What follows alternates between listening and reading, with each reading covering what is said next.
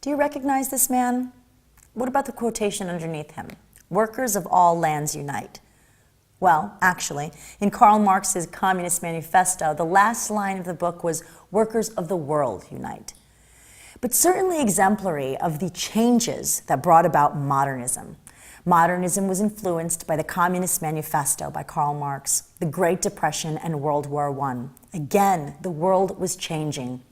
Literary modernism, or modernist literature, has its origins in the late 19th and early 20th centuries, mainly in Europe and North America, and is characterized by a self-conscious break with traditional ways of writing in both poetry and prose fiction.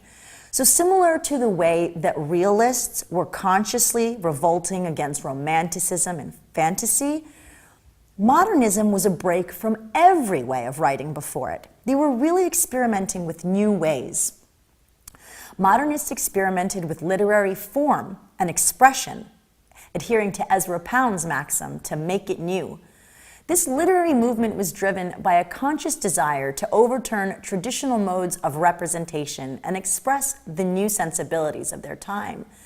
As you can imagine, being a writer at this time, with such a long legacy of authors before you, it must be a huge undertaking to imagine that all of those traditions just don't belong anymore. Where do you begin? Almost like a blank slate. This is where the modernists began. They really felt that the world was changing. Man's perception of himself and of the world, and even our perception of our own logic, started to change. The horrors of the First World War saw the prevailing assumptions about society reassessed. We started to doubt ourselves, and modernist thinkers were influenced by philosophers and psychologists. Sigmund Freud's psychology made a huge impact on writing, as well as Karl Marx's philosophy of socialism and communism.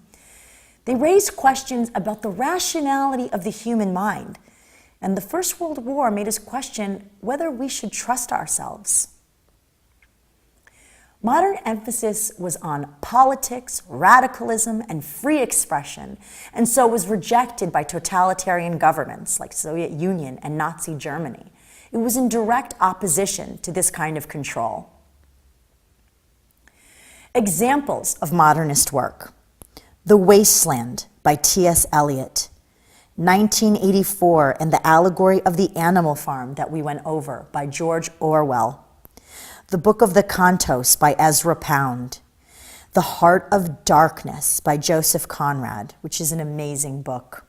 Virginia Woolf published Mrs. Dalloway and A Room of One's Own, The Metamorphosis by Franz Kafka, Brave New World by Aldous Huxley. It was a dystopian novel. A Farewell to Arms and For Whom the Bell Tolls by Ernest Hemingway.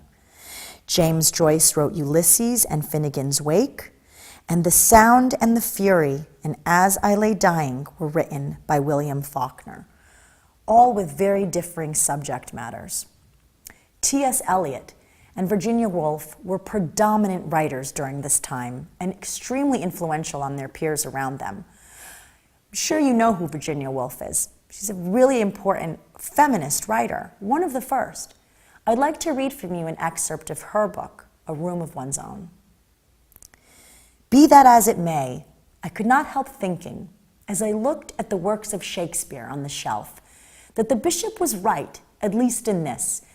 It would have been impossible, completely and entirely, for any woman to have written the plays of Shakespeare in the age of Shakespeare.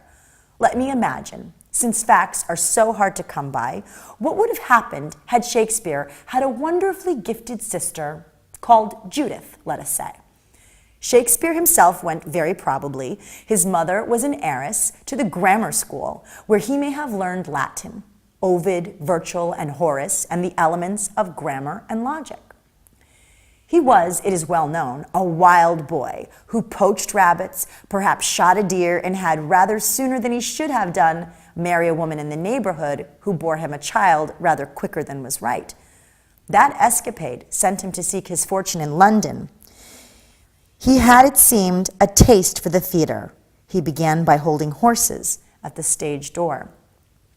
Here we start to see a woman imagine what would happen if she was alive and wanted to write during the time of Shakespeare? Feminism, or the movement for equal rights between men and women, emerged during this modernist period. And so it is only fitting that a woman writer would begin to reimagine the importance of women writing in literature up until this time. Virginia Woolf saw herself as an impetus for many women writers to have the confidence and assurance that they could write as well.